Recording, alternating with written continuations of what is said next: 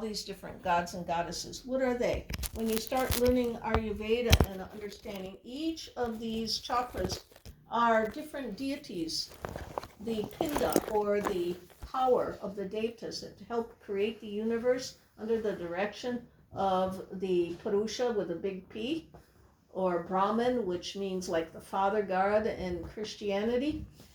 It's directed by him, and he doesn't do it himself. He doesn't go and do everything. He has his ministers, prime ministers. They all have a hierarchy of different devtas, and they have powers that are very, what can you say, some are more powerful in that hierarchy. The higher up, the more powers. So they seem godlike. So simple people worship them as gods.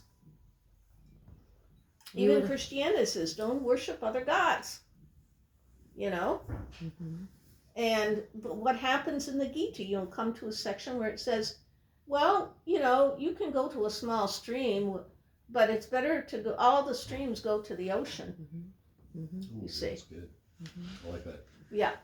So these things, but this is your body. You have the powers of the whole universe within yourself. Those bhutas, they have different names. Karali, Vikrali, Umapati, Pashupati, Brahm, Vishnu, Shiv. There are eight of them. We have 7 chakras. 8 is one above, right? Yes. So, and each of them have lokas. They have a certain amount of deities underneath them. What are deities? These are powers, and it's embedded in your tissues, you see. Mm-hmm. And then the powers give you the ability, so going over Ayurveda, to be eventually develop the mind, the man, buddhi, chitta, hankar, meaning mind, intellect, chitta, being able to be conscious, ahankar, and ego, because I amness. Otherwise you can't embody it unless you have a little bit of I amness, asmita, you can say too. It's the same thing as ahankar. So, so these things are embedded by you because of the different powers of the higher devtas, you see. Then when they get lower and lower, there's certain powers that come in bed. And so even with the bhutas, each of the chakras who have certain bhutas that are the head deity of these bhutas and the chakras, they are responsible for the tattvas and for the indriyas, taste, touch, smell, all of these things. So I'm giving you a little idea about what Ayurveda is about. The cosmology. But it's a lot of people are not familiar with these powers.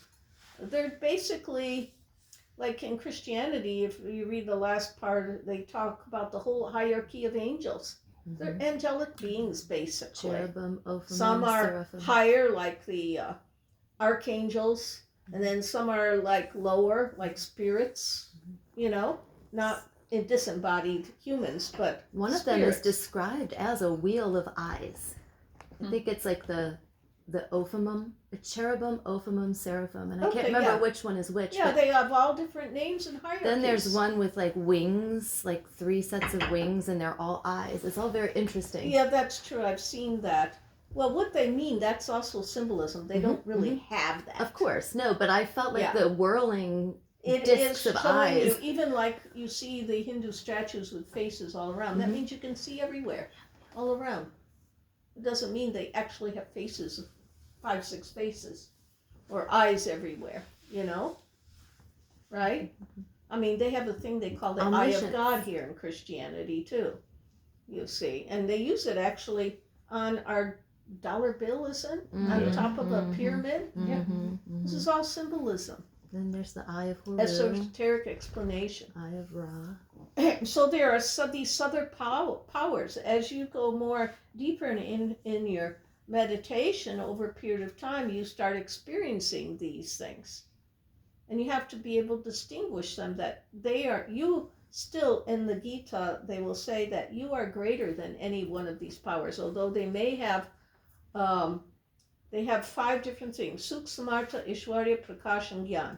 So they have Sukh means they give you the happiness. You feel blissed out, okay? Sukh, Samartha, they have power. Some more power, but they have more power than you. It's like esoteric power, like they can lift a bus up, okay? Sukh, Samartha, Aishwarya. They're very well worshipped and known. Sukh, Samartha, Aishwarya, Prakash. They're lighted. They're lighted beings. The higher the being, the more light comes. You know? And Sukh, Samartha, Aishwarya, Prakash, and Gyan. And they have a certain amount of knowledge that is more than what a human being knows. But it can be passed on to a human being if you worship them. So people do that. In India, they worship all these different gods and goddesses. You know, but like I say, even Christianity says, it's a waste of time. Mm-hmm. You get stuck. You have to wait till you come back in the next life to be able to go further, get unstuck. So, and this is how this creation, they call it a wheel of creation. The wheel keeps going around. Yeah. So we're just a hamster on that wheel. Basically, that's what Okay. we are. And even our body is made of, what is it? Earth, air, fire, water, and ether. So what do the priests say, even the Christian priests? Ashes to ashes, dust What to is it? dust. Ashes to ashes, dust to dust. So in other words, everything goes back down into basic elements. Earth, air, fire, water, and ether. Mm-hmm. Yeah. And disappears eventually. Or moves into the earth and fertilizes the earth. So this body, though it's animated with consciousness and everything, we're more than just the body, you know? We're just not a piece of meat that's moving, right? Yeah, we all know that intuitively. All right, okay, so now I lost my time with that. Now where's this thing that David had?